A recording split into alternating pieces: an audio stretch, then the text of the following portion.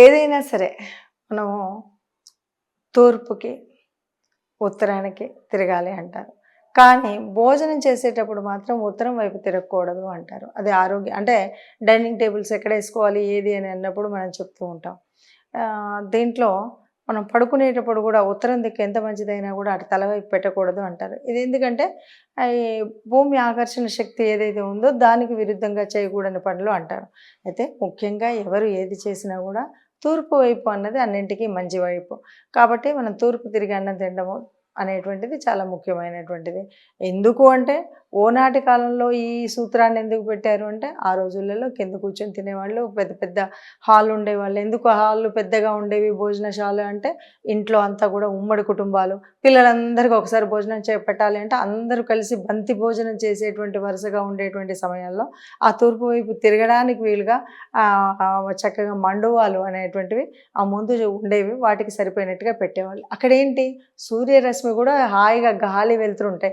పిల్లలు అన్నం తినాలంటే ఎంత లేదన్నా ఒక 45 నిమిషాలు అక్కడ కూర్చొని సమయాన్ని వెచ్చిస్తారు కదా. ఆ సమయంలో ఆరోగ్యానికి సరిపోయినట్టుగా ఆ సూర్యుడి గాలి వెలుతురు పూర్తిగా వచ్చే విధంగా ఉండేటువంటి ఆ శాలలు ఉండేవన్నమాట మన భోజనశాలలు.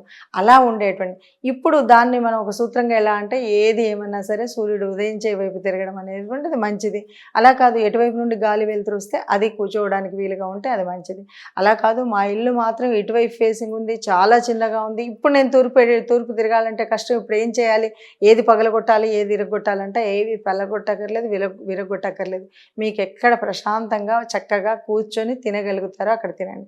కాకపోతే అన్నం తినేటప్పుడు మనం ఏదో ఈరోజు బఫే సిస్టమ్ అని తింటున్నటువంటి నిలబడి తినేటువంటి సిస్టమ్ ఏదైతే ఉందో అలా గడబడిగా అంటే అన్నం తిన్నప్పుడు కడుపులో పచనం అవ్వాలి అంటే చక్కగా కూర్చొని తినాలి.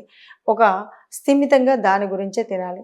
ఓ సెల్ ఫోన్ చూస్తునో, ఓ టీవీని చూస్తునో నిలబడి గడబడిగా తినేటువంటి తిండి మాత్రం తినకపోతే ఏదికు కూర్చున్నా కొంత అరుగుతుంది, కొంత ఒంటికి పడుతుంది. అది ముఖ్యంగా మనం గమనించాల్సినటువంటి విషయం. అంటే నేటి కాలంలో పోతూ స్కూలుకు పోతూ, కాలేజీకి పోతూ, ఆఫీసుకు పోతూ 2 ముద్దలు నోట్లో వేసుకోవడం కోసం గబగబా నిలబడి తిండి తినేటువంటి విధానం కాదు.